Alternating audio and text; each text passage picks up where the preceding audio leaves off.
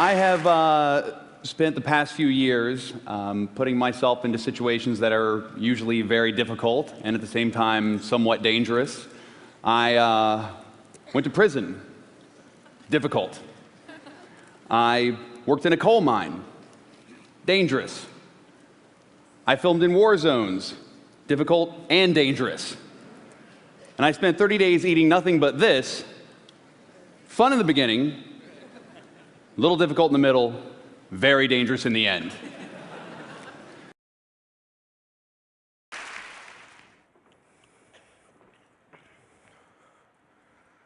There's so many of you.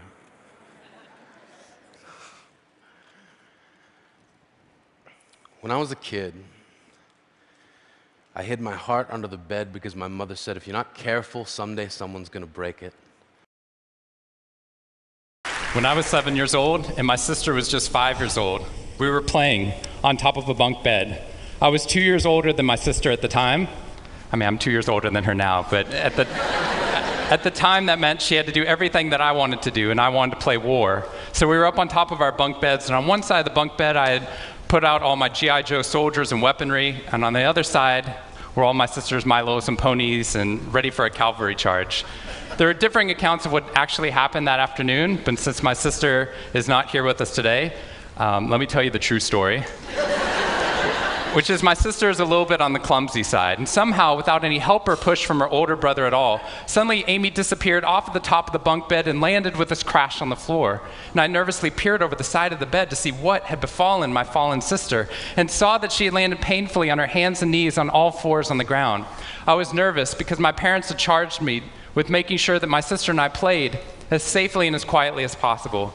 And seeing as how I had accidentally broken Amy's arm just 1 week before,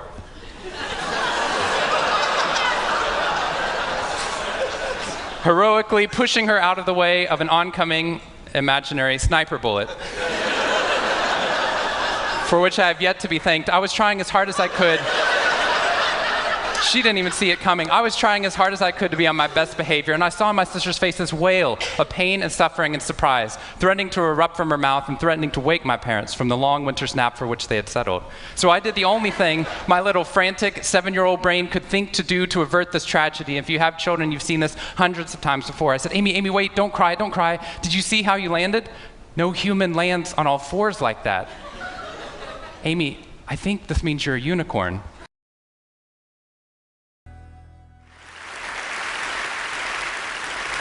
So I'm a woman with chronic schizophrenia. I've spent hundreds of days in psychiatric hospitals. I might have ended up spending most of my life on the back ward of a hospital, but that isn't how my life turned out.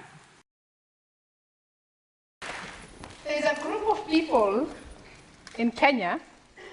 People cross oceans to go see them. These people are tall, they jump high, they wear red, and they kill lions. You might be wondering, who are these people? These are the Maasais.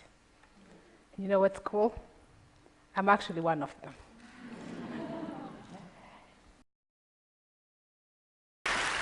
One day in 1819, 3,000 miles off the coast of Chile, in one of the most remote regions of the Pacific Ocean, 20 American sailors watched their ship flood with seawater. They'd been struck by a sperm whale, which had ripped a catastrophic hole in the ship's hull. As their ship began to sink beneath the swells, the men huddled together in 3 small whaleboats. These men were 10,000 miles from home and more than 1,000 miles from the nearest scrap of land. In their small boats, they carried only rudimentary navigational equipment and limited supplies of food and water. Good evening. Tonight we're going to show you something that the world has never seen before. Tonight, we are going to reveal new and conclusive proof of the secret nuclear weapons program that Iran has been hiding for years from the international community in its secret atomic archive. We're going to show you Iran's secret nuclear files. When I first started talking about this research outside of academia, out with companies and schools, the very first thing they said to never do is to start your talk with a graph. The very first thing I wanted to do is start my talk with a graph. This graph looks boring, but this graph is the reason that I get excited and wake up every morning. And this graph doesn't even mean anything. It's fake data. What we found is... חבר'ה, 3 שניות זה בדיוק מה שלוקח לנו כדי להחליט אם הבן אדם שעומד מולכם, כרגע זה אני, אם הוא טוב או רע. Consider the following statement. Human beings only use 10% of their brain capacity. Well, as a neuroscientist, I can tell you that while Morgan Freeman delivered this line with the gravitas that makes him a great actor, this statement is entirely false. So imagine a big explosion as you climb through 3,000 feet. Imagine a plane full of smoke. Imagine an engine going clack, clack, clack, clack, clack, clack, clack. Sounds scary. Well, I had a unique seat that day. I was sitting in 1D. I was the only one who could talk to the flight attendants. So I looked at them right away, and they said, no problem. We probably hit some birds. The pilot had already turned the plane around, and we weren't that far. You could see Manhattan. 2 minutes later, 3 things happen at the same time. The pilot lines up the plane with the Hudson River. It's usually not the route. He turns off the engines. Now imagine being on a plane with no sound. And then he says 3 words, as unemotional 3 words as I've ever heard. He says, brace for impact. What I thought I would do is I would start with a simple request. I'd like all of you to pause for a moment, you wretched weaklings, and take stock of your miserable existence.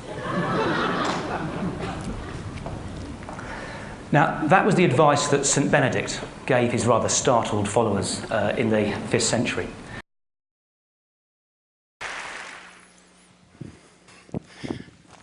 What's in the box?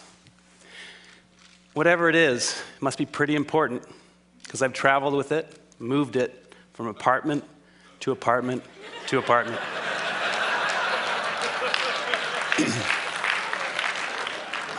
Sound familiar?